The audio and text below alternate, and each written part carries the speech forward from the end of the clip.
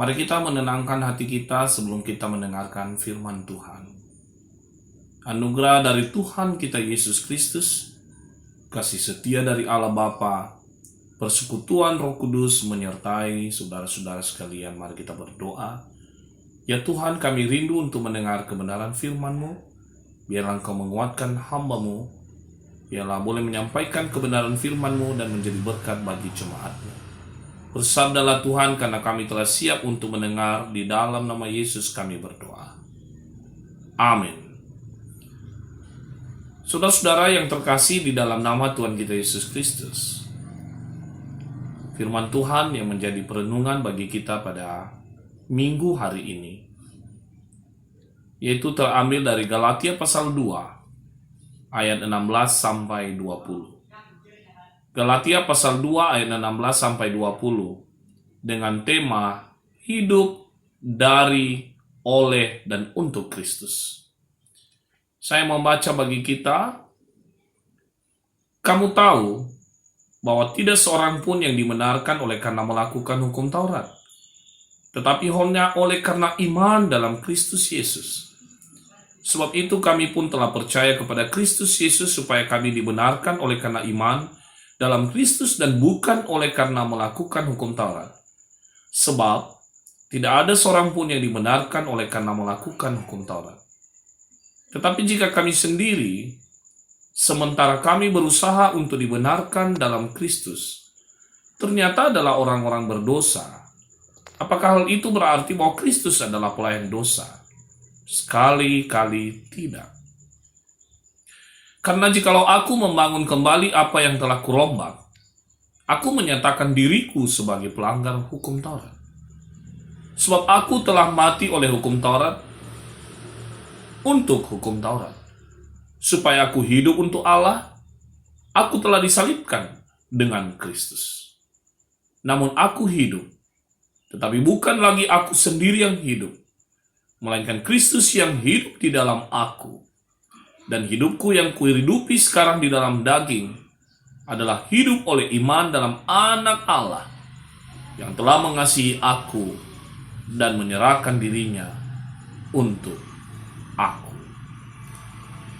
Saudara-saudara yang terkasih di dalam Kristus, saya percaya bahwa kita menyadari bahwa kita hidup di dunia ini hanya karena anugerah Tuhan. Setiap jemaat Tuhan yang hadir pada ibadah hari ini pasti sudah merasakan, menyadari, dan bahkan sering mengatakan bahwa hidup adalah karena anugerah Tuhan. Oleh Martin Luther, anugerah Tuhan ini disebutnya dengan sola gratia. Namun, sadar atau tidak sadar, sering sekali kita mengabaikan anugerah Tuhan itu dalam kehidupan kita sehari-hari. Misalnya, ada orang yang terus hidup dalam dosa karena dengan dalih bahwa dia sudah mendapatkan anugerah Tuhan. Maka setiap hari dia akan berdoa, meminta pengampunan dari Tuhan. Pasti dia juga akan didengar. Dan Tuhan pasti memberikan anugerahnya dalam hidupnya. Dalam hal ini, orang yang berpikiran atau bersikap demikian seperti mempermainkan anugerah Tuhan. Ada juga orang yang bersuka cita karena dia menerima anugerah Tuhan. Dan akhirnya dia melupakan Tuhan dalam kehidupannya. Ada juga yang tidak percaya dengan alasan bahwa dia bisa makan, dia bisa minum, dia bisa bekerja oleh karena kekuatannya sendiri. Dia bisa hidup bukan karena ada kekuatan lain dalam hidupnya, bukan karena anugerah Tuhan. Dalam hal ini dia mengutamakan rasio atau kekuatan pikiran dalam kehidupannya. Di tempat lain ada juga warga jemaat yang merasa bahwa mereka bisa hidup ketika mengikuti seluruh aturan atau norma yang ada, termasuk melakukan perbuatan-perbuatan baik. Ketika banyak berbuat baik, maka akan tercatat di sorga. Meskipun motivasi melakukan perbuatan baik tersebut sudah seturut dengan kehendak Tuhan atau tidak. Ya, dalam kehidupan kita sehari-hari, kadang-kadang banyak orang memberikan persembahan, lalu supaya dia dicatat namanya, disebutkan namanya apalagi kalau lelang. Tetapi, apakah memang benar-benar itu motivasi yang benar dalam hidupnya? Apa dia memberikan itu oleh karena dia telah menerima anugerah Tuhan, dan itu adalah respon dari anugerahnya yang diterima dari Tuhan, dan dia kembalikan untuk Tuhan. Sebagai orang yang sungguh-sungguh percaya kepada Kristus, bagaimana memahami anugerah tersebut? Lalu apa sikap yang dilakukan dalam menyambut anugerah dari Tuhan itu? Mari belajar dari kebenaran firman Tuhan hari ini.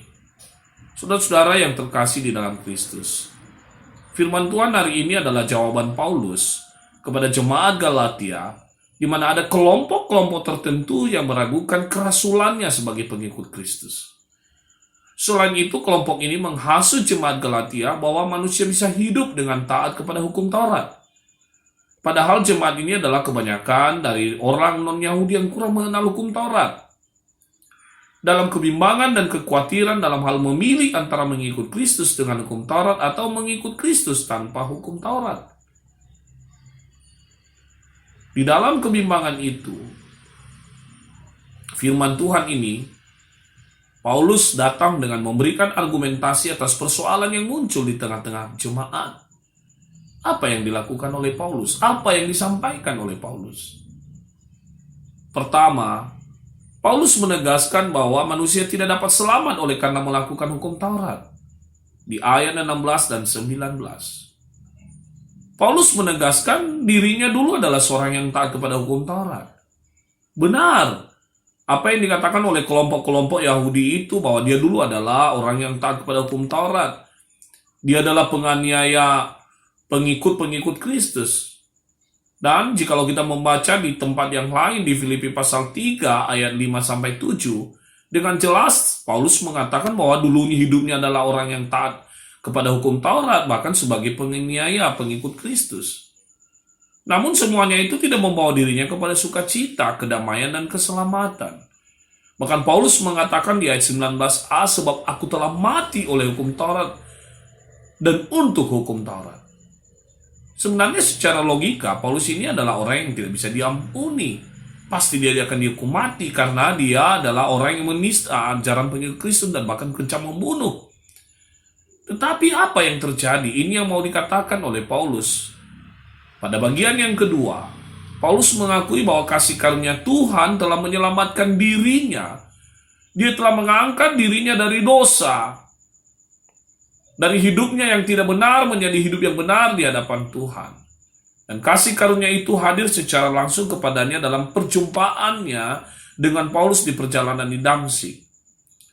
Ada yang luar biasa, saudara-saudara, jikalau orang bersalah, biasanya itu akan dibawa di persidangan. Dia akan diadili, didatangkan pengacara. Tetapi justru perjumpaannya dengan Kristus, langsung dia divonis bebas. Dengan satu syarat, Paulus beriman. Sola fide, ayat 16b. Dengan iman, itulah yang salah satu media yang menyelamatkan daripada Paulus. Iman kepada siapa? Iman kepada Kristus.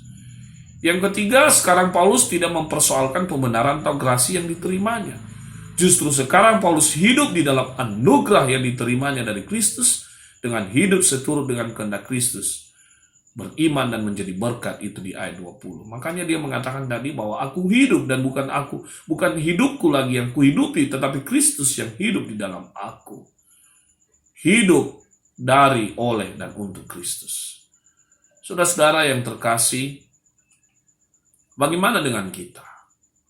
Kita semua yang hadir di sini telah mendapatkan anugerah Kristus. Sebenarnya kita tidak layak dalam segala hal, namun kasih Kristus yang melayakkan diri kita.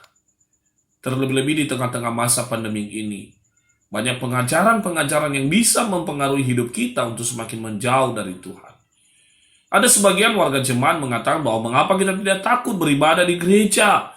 Mengapa kita lebih takut kepada virus corona daripada takut kepada Tuhan? Terlebih sekarang ini ibadah tidak dilaksanakan di gedung gereja tapi di rumah. Banyak korban jiwa yang terpapar COVID. Ditambah ada yang mengalami goncangan ekonomi karena kematian babi akibat virus ASF. Dampaknya juga dalam kehidupan kita, baik secara ekonomi, sosial, budaya, termasuk dalam hubungan dengan sesama kita. Itu berdampak Bapak, Ibu, dan saudara-saudara. Dalam keadaan sekarang ini, mari belajar kepada Paulus yang tetap teguh pendiriannya, hidup dari dan oleh untuk Kristus. Dia mengajak kita agar tetap hidup dalam anugerah Tuhan. Kemurahan Tuhan bukan hanya hadir ketika kita berada dalam suasana sukacita, melainkan ketika kita juga siap menghadapi tantangan dan setia kepada iman kepada Kristus, seperti Paulus. Saya teringat dengan apa yang dikatakan oleh Dr. Philip Becker dalam ceramahnya di seminar buku Salib dan Adu di tahun 2015 yang lalu. Beliau menceritakan tentang seorang teolog besar dan terkenal dari Swiss, Karl Barth, yang pernah ditanyakan apa rangkuman dari tulisan teologinya sebanyak 14 volume. Dan dia menjawab bahwa dari rangkuman dari seluruh pekerjaannya itu adalah Yesus mengasihiku. Inilah yang ku tahu karena Alkitab mengatakannya. Sampai sekarang, dalam situasi apapun dalam kehidupan kita, tapi di masa-masa pandemi ini, kita hidup karena Yesus mengasihi kita. Dan dia membenarkan diri kita. Dan tugas kita mari menyambut anugerah itu di dalam iman yang bersumber dari pendengaran firman Tuhan. Dan seluruh kehidupan kita menjadi kemuliaan bagi nama Tuhan. Soli Deo Gloria. Amin. Mari kita berdoa. Terima kasih Tuhan untuk firman.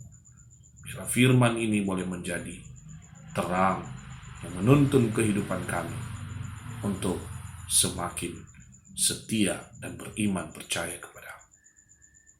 Amin.